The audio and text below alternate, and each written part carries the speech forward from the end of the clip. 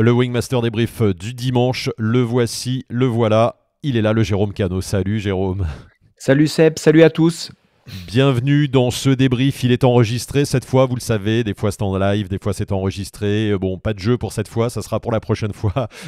Mais en tout cas, on va vous apporter des informations hyper précieuses. Jérôme, ce soir, comment bien redéployer ses ailes après l'hiver, après ce printemps. Il y a eu un printemps. Ah non, il y a eu Oui, l'hiver, ensuite il y a l'automne, eu, ensuite c'est l'hiver, une ensuite fin l'automne. d'hiver, voilà. Voilà, donc non mais Exactement. un moment il va faire beau, un moment on va ressortir. Donc et surtout que là il y a eu une période, je pense qu'il y a des gens qui sont restés quelques mois sans voler. Ouais. Tu vas pouvoir aborder le sujet de attention les conditions qui au printemps sont surprenantes et puis comment on se remet en jambe. J'allais dire comment on Voilà, redéploie. il y a plein de thèmes, hein. Il y a le matériel, il y a comment reprendre, hein, dans quel cadre, etc. Et comment choisir les spots, comment tenir compte de l'aérologie Allez, spécifique du printemps, quoi. on parle de tout ça après vous avoir rappelé que Wingmaster, ce contenu gratuit, le Wingmaster débrief sur la chaîne YouTube, sur Twitch, sur Facebook, eh bien il est un complément à ce que vous allez pouvoir trouver sur le site wingmaster.top, une masterclass, 21 épisodes, 11 heures de vidéo, 2 ans de travail avec Jérôme, avec toutes les techniques du parapente, avec jusqu'à 8 caméras en vol, donc on voit des gestes très précis. Les caméras sont sur les épaules, dans les suspentes, à l'arrière. On voit vraiment tout ce que fait Jérôme et comment réagit la voile. Et ça, c'est unique, Jérôme. On n'a pas l'habitude. C'est vrai qu'on est en radio avec un instructeur. On voit peut-être des photos, des bouquins. Mais là, on voit jamais vraiment ce qui se passe en vol. Et là, on te voit vraiment voler, vraiment faire les bons gestes. Ça, le thème, on va en reparler dans quelques instants. Mais les bons gestes, parce que, et c'est moi, j'ai été surpris quand j'avais tourné ça avec toi. C'est qu'en quelques minutes, on comprend vraiment comment ça fonctionne. C'est ça qui est génial avec cette Exactement. masterclass, C'était quoi. le truc de mettre l'image sur le son, en fait, ou la lecture, en fait, Mm. vraiment mettre l'image en direct. Et puis là, ça tombe bien parce que regarder Wingmaster, regarder des chapitres de décollage, de descente, etc., ça vous permet de revisualiser des trucs avant la reprise, de vous remettre dans le bain, en fait, en visualisation avec des images choisies, Bah quoi. voilà, on fait le lien avec le thème de ce soir. Donc allez Exactement. voir le site wingmaster.top, il y a un chapitre offert. Vous pouvez acheter des petits modules si vous voulez pas acheter la masterclass complète et ensuite passer à la masterclass et on vous rembourse les petits modules. Bref, on Mm. s'arrange. Allez-y, c'est vraiment important pour votre sécurité, pour ancrer des choses, des vidéos. On fait vraiment de la retape sur ce truc parce que c'est unique au monde et on est content de vous faire ces débriefs avec Jérôme, d'apporter des informations complémentaires. Mais pour la sécurité, je crois qu'il est important de bien visualiser ce qu'on fait Ouais. en vol. Et justement, parlons-en ce soir. Jérôme, bien redéployer ses ailes, c'est important. Donc on l'a dit déjà, une piste, regarder des vidéos, Mm. se remémorer de comment on vole, comment on fait ses Ouais. premiers décos, etc. Parce que quand on laisse son matos et qu'on a peut-être laissé quelques mois, même si on pilote depuis des années, et c'est vrai que je me dis ça aussi, je me dis allez, je vais sortir la voile, c'est bon, je sais voler, mais il peut quand même y avoir des petites erreurs que l'on commet, des petites choses. Il faut se remettre Exactement. en jambe, hein, malgré tout. Voilà, alors bien sûr, on n'oublie pas parce que le corps a volé, a fait de la technique, et cetera, donc il y a une mémoire technique, mémoire des gestes, et cetera. Mais le fait de revisualiser permet de vous remettre dans le bain sans être tout de suite sur le terrain, donc ça, c'est pas mal, vous re-questionner sur où vous en êtes, auto-évaluation et surtout vous permettre de vous dire: «Voilà, j'en étais là, maintenant j'en suis là, j'aimerais». Ça permet une auto-évaluation aussi et de savoir, comment vous allez orienter la reprise. Parce que c'est difficile de faire une reprise, exactement à l'endroit où on s'est arrêté. Parce que quand on s'est arrêté, c'était là où vous aviez globalement le plus volé, hein, fin de saison. Après, on a globalement un arrêt qui peut être plus ou moins important et quand on reprend, il faut pas redémarrer pile où on s'était arrêté, mais peut-être revoir un peu, reposer, la question: «Où j'en suis, maintenant quand je vais reprendre?» quoi. Voilà, pour que ce soit à peu près adapté, quoi. Pas Et donc trop comment, brutal, on va dire. ouais, comment on reprend, Jérôme, justement? Bon, on dit, on Ouais. regarde des vidéos, mais ensuite, physiquement, on y va, on se lance, on va aller taper dans des thermiques qui sont Alors forts. Ou oui, toi, tu eh ben préconises, allons-y doucement, refaisons du gonflage, ressortons la ça, voile, ça va regardons à quoi dépendre, ça ressemble. voilà, exactement, ça va dépendre de chacun, quoi, hein.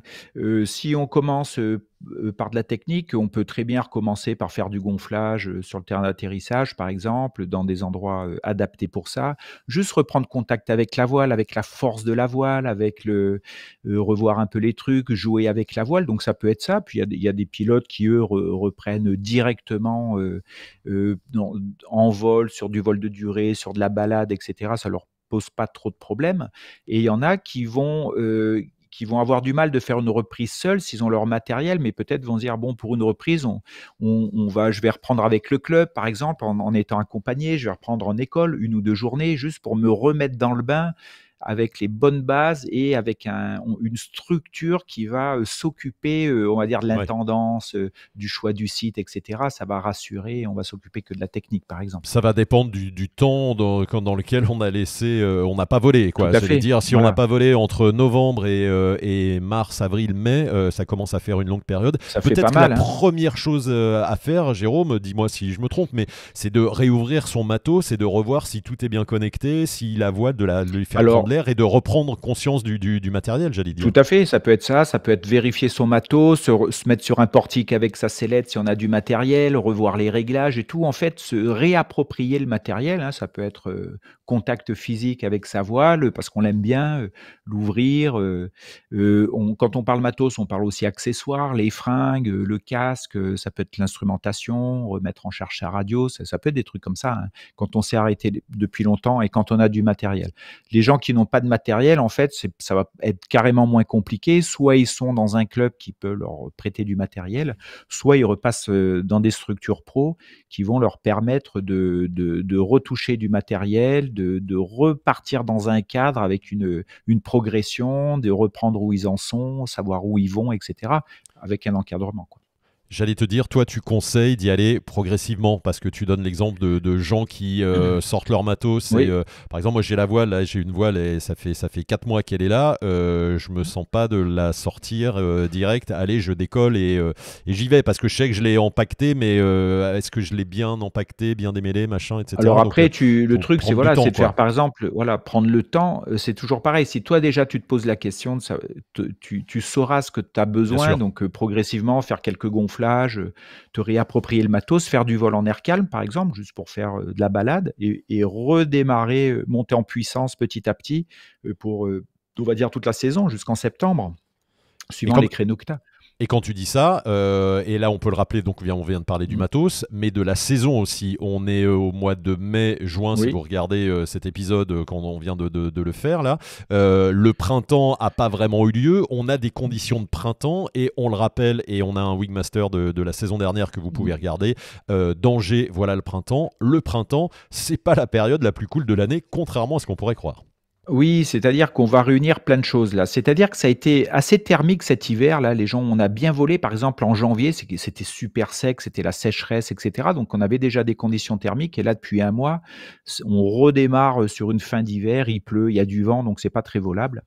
Voilà, ce qui fait que, le beau temps arrivant, le mois de juin et cetera et ça vole pas donc on a envie, on est frustré de pas voler et cetera, donc il y a une espèce de dynamique qui se met en place et on attend les belles journées pour voler et c'est ça c'est déjà un facteur qui peut être un facteur à risque ou au moins un facteur dont il faut tenir compte. C'est dès que ça va voler, on peut y aller à fond la caisse, dans le sens où on a envie d'y aller. Il y a longtemps qu'il a pas fait beau, donc on va sur le site et on met un petit peu de côté, cette histoire de reprise, en fait de reprise progressive et donc on va se retrouver, on a envie de voler, on a envie d'y aller, il y a longtemps qu'il a pas fait beau, puis quand il se met à faire beau au printemps, les journées sont plus longues, ça commence à chauffer, il y a des gros contrastes et donc on se retrouve dans des masses d'air qui sont favorables pour faire du thermique, des masses d'air instables et cetera, mais qui peuvent être fortes pour une reprise, en fait. Donc les régimes de brise sont remis en place de manière assez qui peuvent se remettre en place de manière assez soutenue et cetera. Donc on passe de pas beau, humide, venté à d'un coup, s'il y a du soleil, une masse d'air qui peut être assez tonique. Donc il va falloir choisir son créneau, c'est-à-dire vraiment se demander comment je reprends, où j'en suis et qu'est-ce que j'aimerais comme type de vol pour la reprise. Est-ce que j'ai envie de me faire tarter ou pas, ou y aller progressivement, quitte à faire 2 vols dans la journée ou 3, mais dans des masses d'air plus calmes, pour se remettre dans le bain, en fait, voilà. Parce que Et c'est comme tu ça dis, le facteur à risque, oui, c'est que cette dynamique de groupe, en fait, tout le monde attend de voler en bien ce sûr. moment, hein, parce qu'on attend, en plus on est en mai, les week-ends, à rallonge, c'est des moments propices pour voler, mais il fait pas beau. Alors si par exemple dans les 4 jours qui arrivent, on a des créneaux volables, il va y avoir du monde quoi, on peut être disponible, on peut être en vacances, et cetera et les conditions peuvent être pas du tout douces quoi, on n'est pas à l'automne quoi. Oui, oui, c'est ça, comme tu le dis. Alors, c'est vrai que l'été, on se fait l'idée au milieu de journée, on va pas voler parce Mmh. que c'est très fort, c'est très puissant, il y a des thermiques puissantes, ce qui fait très chaud. Mais au printemps, on peut avoir la même chose alors que l'air Les paraît gros cisaillements, ouais. frais, que Oui. la lumière est plutôt belle, qu'il y a de la verdure, etc. Et par contre, ça peut être aussi puissant, voire plus puissant que l'été, quoi. C'est ça qui Et est oui, étonnant. et l'été, ce qui se passe, les créneaux de vol l'été sont beaucoup plus nombreux, on n'a pas des périodes d'un mois comme ça où il fait pas beau, ce qui fait qu'on a plus le choix de renoncer, plus la possibilité de choisir son créneau de vol, et cetera.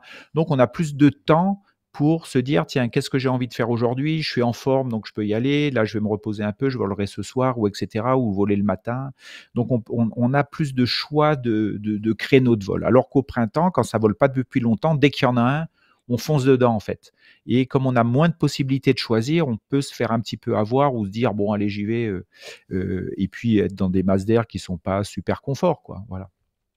Donc, méfiance au printemps, méfiance pour cette Voilà, prendre reprise. conscience, C'est ouais, voilà. voilà, Prendre conscience de où on s'en est et choisir ses créneaux pour voler et le comment, c'est est-ce que c'est avec une structure, avec un accompagnement, avec des potes et cetera.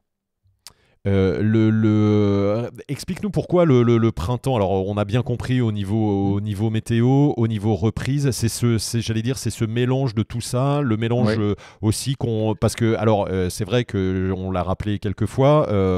Moi qui connais bien le milieu aéronautique, la plupart du temps, quand on n'a pas volé, par exemple, dans un aéroclub, au bout d'un mois, il y a un instructeur. On est obligé de repasser avec un instructeur et de se remettre en question. Et on est toujours évalué par quelqu'un d'autre, même d'accord. si on a une expérience très longue. En parapente, ça n'existe pas. Donc ça nécessite d'avoir ce regard sur soi qui est parfois Tout à difficile, hein, fait. parce qu'on peut se dire, le mental peut nous faire croire que non mais c'est bon, je sais, et je vais y Voilà, aller je doucement, et en sais où fait il j'y vais fait pas doucement. beau, ou voilà, Ouais, ou être embringué dans une dynamique avec les potes parce qu'il y a longtemps qu'on n'a pas été comme tu le dehors, on disais, n'a ouais. pas été volé, donc on a aussi envie et donc on est plutôt sur de l'auto-évaluation et si on a du mal à s'auto-évaluer et cetera, c'est pour ça qu'il faut passer par, des tierces personnes qui vont vous aider à vous évaluer, soit un accompagnement en club avec des personnes compétentes, soit un encadrement en école où les moniteurs, monitrices vont vous permettre de vous auto-évaluer en disant: «Ben voilà, on va mettre en place des trucs. Comment tu te sens par rapport à ces moments techniques?» Ça peut être de l'analyse de l'aérologie, ça peut être, des exercices en vol et tout et tu vas t'auto-évaluer par rapport à ça et ça va te permettre, après cette auto-évaluation, de t'orienter vers le type de vol que tu vas faire Donc pour ça, redémarrer, quoi. ce que Voilà. tu dis, ça peut être pas mal d'aller faire une journée avec un pro, par Tout exemple, tout à fait. d'aller faire, ça, Exactement. ça existe déjà, une seule Aller journée faire quelques vols avec une école. où l'objectif est, voilà, je veux savoir où j'en suis. Il y a 3 4 mois que j'ai arrêté, je veux savoir où j'en suis. Est-ce que je peux faire des exercices? J'aimerais faire ça. Est-ce que je veux essayer de poser au milieu du terrain, faire la précision d'atterrissage, être autonome au décollage. Est-ce que tu peux me regarder? Puis on débriefe derrière et tu me dis où j'en suis, quoi. Ouais. C'est toujours Et bien tu me de... permets C'est de ça. savoir où j'en suis. C'est toujours bien d'être évalué par quelqu'un d'autre, et il faut avoir l'humilité de se dire ok, j'y retourne, et voilà, on a le droit de me dire que mon déco était pas terrible et mon attéro pas terrible, même si j'en ai fait 500 avant qui étaient vachement bien.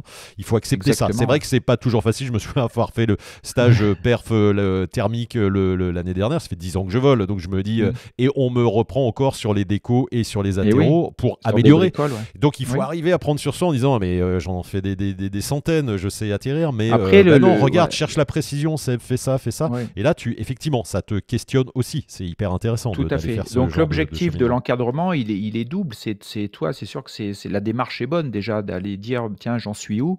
et normalement, le moniteur ou la monitrice doit te permettre de savoir toi où t'en es, en fait. C'est pas que le moniteur qui dit: «T'en es là, t'en es là». Il faut que tu sois capable, toi, de te rendre compte où t'en es. Donc c'est peut-être en regardant des vidéos, en te donnant des objectifs et voir comment tu as réussi ces objectifs et Moi, toi, j'écoute tu Jérôme sais où Cano. tu en es, ouais, voilà. Ouais. Toi, tu écoutes Jérôme Cano. C'est C'est ça. bien aussi, hein, mais C'est il y a bien, y a pas il que faut le moi. faire. Jérôme, donc voilà, moniteur, alors matériel, attention, le printemps, Ouais, se l'aérologie, faire évaluer, c'est pas mal. Pourquoi ne pas écrire aussi c'est sur une feuille, hein, ses tout objectifs, à fait, dire où ces j'en suis, objectifs, décollage, atterrissage, cross, exactement temps de vol, et qu'est-ce que je veux surtout d faire, et ça surtout permet de le débriefer, visualiser, en quoi. fait. Voilà, par exemple, si on dit: «Ben, voilà, aujourd'hui, il y a un créneau de vol le matin pour moi que je peux prendre» et ben, je vais peut-être peut-être travailler, par exemple, je ne sais pas, une descente rapide, je vais peut-être travailler une précision d'atterrissage. Et après le vol, on débriefe, on s'auto-débriefe. On se dit, ben voilà, je voulais faire ça, qu'est-ce que j'ai fait? Comment je me suis senti? Je me suis senti à l'aise, ça a été efficace? Ou ben non, j'ai posé à 40 mètres de l'endroit où je voulais poser. Qu'est-ce qui s'est passé? Comment j'ai fait mon approche? Et donc, ça permet, dans la foulée, en auto-évaluation, de se dire, en débriefing, de se dire, ben voilà, la prochaine fois, il faudrait que je me place plus tôt que ça, d'être conscient de sa progression, en fait. C'est bien de ne pas le laisser tomber parce que souvent on se dit oui, ok, je le ferai, je rentre à la maison, mon matos, machin, je vais boire une bière, je suis avec les copains où il y a la famille et et Oui, puis on laisse c'est tomber, puis sûr. on va revoler et voilà, si on veut, j'allais dire progresser, si on veut vraiment mettre des choses sur du concret, faisons un petit carnet Et aussi bien où on peut on marquer ces petits où trucs, on en est, et c'est voilà, pour ça, il y a le complètement. passeport de vol libre qui va peut-être disparaître au niveau papier, mais qui permet de savoir sur quelle phase on est compétent, en fait. Et il y a Ouais, mais là peut-être, on alors tu peut vas parler oui? des gens en progression. Pas obligatoirement, même, On peut le garder, on peut le garder. sur un Ok, brevet de pilote confirmé, parce qu'il y a toujours des trucs à apprendre. bien Alors sûr. après, ça va jusqu'au brevet de pilote confirmé, le passeport de vol libre, mais ça peut être, est-ce que je suis efficace en descente rapide? Alors, on dit souvent, quand on fait faire les descentes rapides, on les fait faire loin du relief, dans une masse d'air calme, en fait. Mais une compétence en descente rapide, c'est d'être capable de descendre quand ça bouge et quand ça monte, en fait. Et oui, Et et oui. parce que ça sera quelque chose de concret à vivre, ça, si on veut vérifier sa technique. C'est quand ça bouge et quand on est haut et C'est pas la quand il fait même. froid et On est quand ça d'accord. monte, c'est pas la même. Là, on sait si notre technique est efficace ou pas. Ouais, c'est En clair. air calme, on se demande pourquoi on fait une descente rapide. Elle marche puisque ça descend déjà. C'est ça, Mmh. ça c'est facile. Jérôme, pour finir dans les 3 minutes qui nous restent, il y a aussi la part mentale, j'allais dire, toi le Oui, spécialiste, on peut aussi se préparer en étant tranquille à la maison et en visualisant son vol, en fermant les yeux, en étant dans un état tout à fait, de ouais. repos et en déjà se programmant sur ce qu'on va faire dans le vol, dans la saison à venir, etc. hein.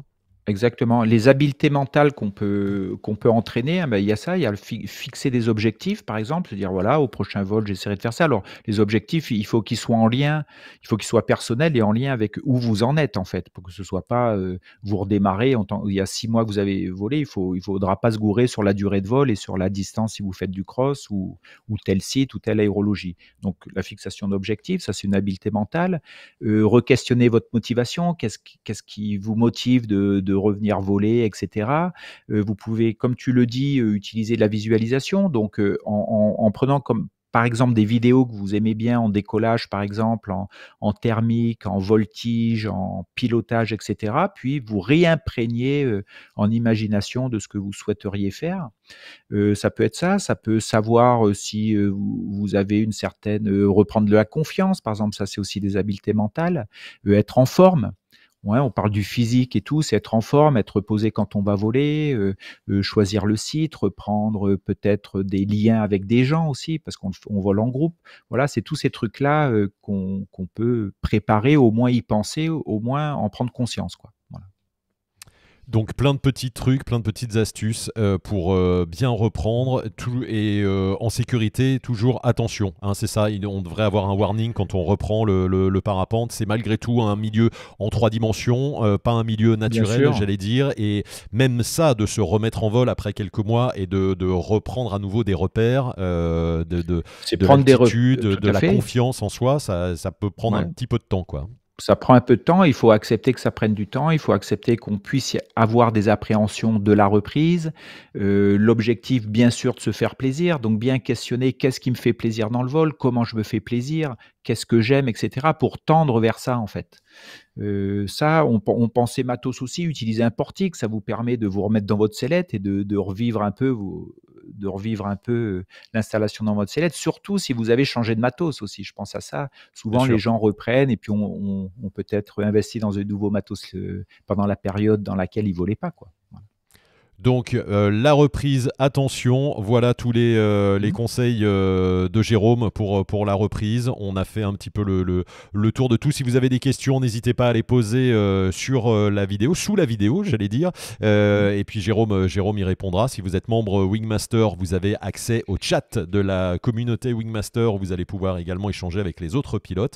Merci Jérôme pour ces précieux conseils. Et puis je vous le rappelle, l'épisode de l'année dernière sur le Mmh. printemps, attention danger avec tout ce qu'on peut trouver en aérologie avec des vidéos, etc. Donc allez voir l'épisode également de notre précédente saison de ces Wingmaster débriefs. Merci Jérôme, on se dit à très vite pour un prochain Salut Seb Wingmaster et bye bye à tous. débrief. Ouais. À Allez, bientôt. ciao, bonne soirée.